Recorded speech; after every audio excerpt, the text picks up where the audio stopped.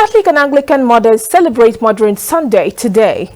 The senator representing Anambra North Senatorial District, Dr. Tony Nwoye, has extended warm greetings to Catholic and Anglican mothers in Anambra North Senatorial District on the occasion of Mothering Sunday. Senator Nwoye recognized the vital role that mothers play in nurturing and guiding their children, acknowledging the strength and inspiration that mothers' faith, prayers and love bring to their children and communities. The senator expressed his gratitude to the mothers of Anambra North for their love, prayers and service. He wished them a joyful, peaceful and spiritually renewing Mothering Sunday and prayed that their devotion to faith and family would continue to inspire and guide their communities. The Sultan of Sokoto, His Eminence Muhammadu Abubakar III, declared Sunday today the Eid al-Fitr Day. Ramadan ended on Saturday following the sighting of the moon, signaling the beginning of the new Islamic month, Shawwal. In his speech while addressing journalists on Saturday night in his palace, the Sultan disclosed that the moon was sighted in many places in Nigeria by some Islamic leaders and verified by the Sultanate Council. The monarch listed cities where moons were sighted to include Sokoto, Kano, Maiduguri, Jos, Zaria and Kaduna State.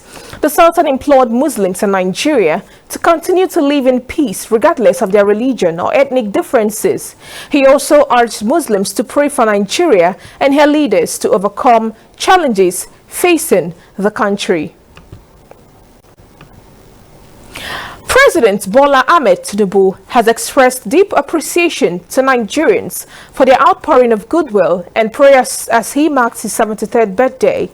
At a special iftar held in his honor at the presidential villa on Saturday night, President Tinubu thanked guests for their presence, prayers and contributions for the nation's development.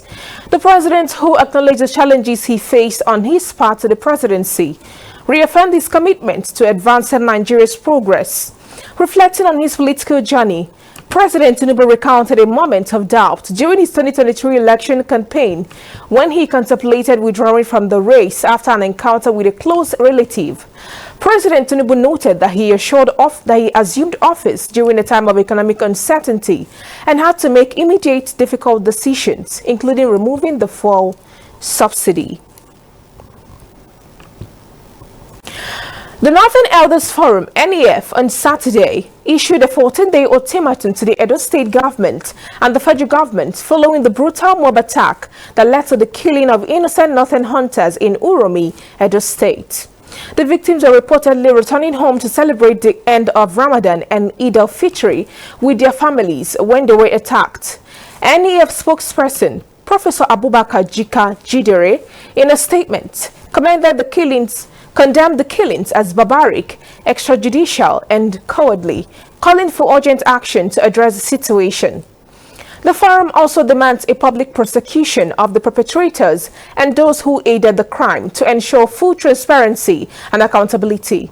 The NEF urged northern communities to remain calm and patient while it pursues the matter through the appropriate government agencies.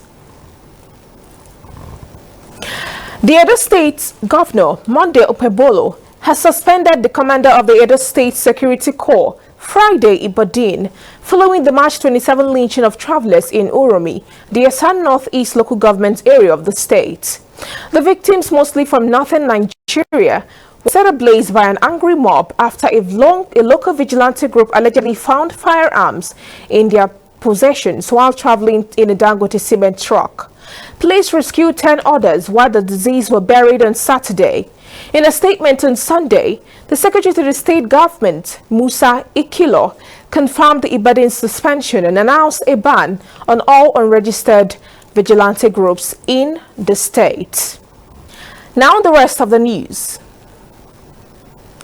The Labour Party's 2023 presidential candidate, Peter Obi, has visited the scenes of two devastating fire incidents at the Electronics Market Plaza on Iweka Road and a warehouse at Ifejirika Street, Main Market, Onitsha, Anambra State. The warehouse fire, which started around 5:45 a.m. on Friday, raged for hours before being contained by the Anambra State Fire Service.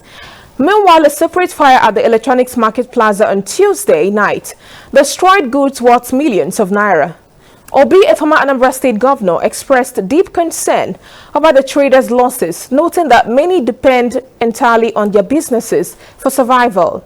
While at the site, Obi held private meetings with the leadership of the affected markets and some of the worst-hit traders.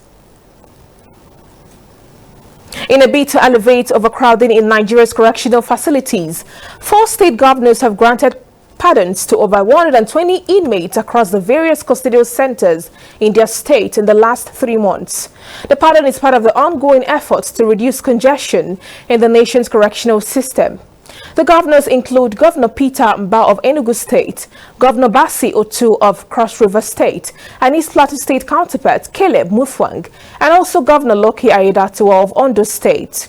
Recent data from the Nigerian Correctional Service indicates that inmate population has reached 79,669, for surpassing the system's capacity of just over 50,000. Of this number, 52,771 are awaiting trial on serious charges such as armed robbery, murder and culpable homicide, which require extensive investigations and lengthy court proceedings. The NCO's Comptroller General, Sylvester Nwakuche, recently stated that the number of death row inmates had increased from 3,590 in September 2024 to 3,688 in March 2025, highlighting the persistent challenges of congestion within Nigeria's prison system. A front-runner in the race of the upcoming governorship election in Anambra State, Mr. Valentine Ozigbo, has called on leaders of the All Progressives Congress (APC) to put the interests of the party first in choosing the right candidate that would unseat Governor Chukwuma Soludo and his All Progressive Grand Alliance (APGA) in the November 8, 2025 polls. Addressing party faithful in the last leg of a special engagement with them in Anambra Central Senatorial District at a town hall meeting held at Mabu Ark Hotel, Oka, Mr. Valentine Ozigbo said the task of winning the November 8 polls and unseating Governor Soludo depends on the caliber of the APC candidates, while calling on delegates to put sentiment aside and make an informed choice. Mr. Ozigbo said he is the only candidate that has what it takes for the APC to defeat Soludo and end the era of bad governance and insecurity that has plagued Anambra State for a very long time now. He called for the support and vote of all the APC delegates in the party's primary election coming up on Saturday, 5th April 2025.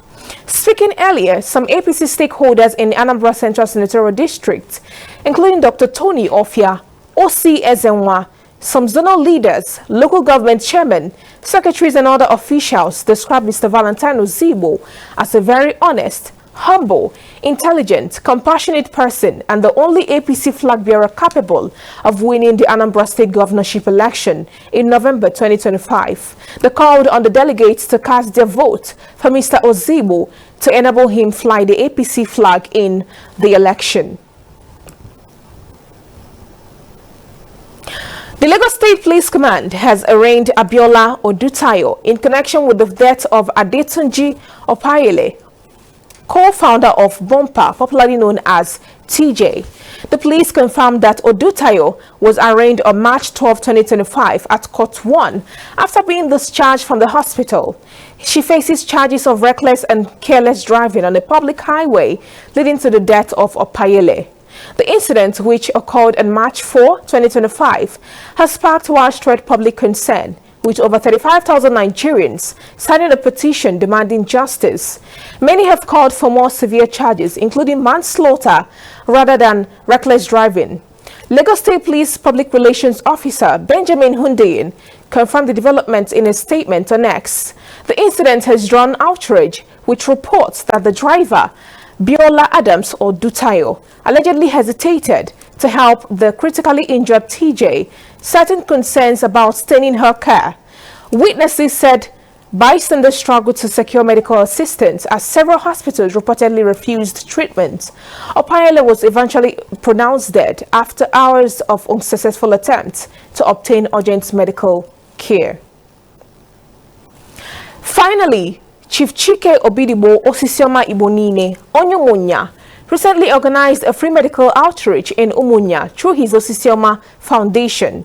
The event, which took place on Friday, 28 March 2025, provided essential medical care to those in need, including eyeglasses and medication for various health challenges. During an interview session with our correspondent, Chief Chike Obidibo, the founder of the Osisama Foundation, said the foundation started a long time but was the first time organizing it for the Umunya community, and that he wishes to extend the exercise for a long time for the betterment of people's lives. He also encouraged other distinguished sons of Oyi to follow suit in promoting a healthier community for the benefit of all Oyi people. The event had in attendance the Oyi Mayor, Honorable Dr. Emmanuel Ikechukwunweke, ably represented by his Chief of Staff, Senior Apostle Chijoke EP Ozemena, and other dignitaries. The partners, including Hadis Andromedas, Umunya Community Microfinance Bank, Nonye Ventures, etc., were also present at the event. All right, ladies and gentlemen, that was the news hour on TV Sapiencia. On behalf of the editorial and technical crew, my name is Somtoo Okafor. Also using this opportunity to say a happy Mothering Sunday to all the wonderful mothers out there. May your day be filled with love, joy and appreciation from your loved ones. Of course, mothers are and will always remain a precious gift to mankind. And to the Muslims all over the world, a peaceful and happy Eid al-Fitr celebrations.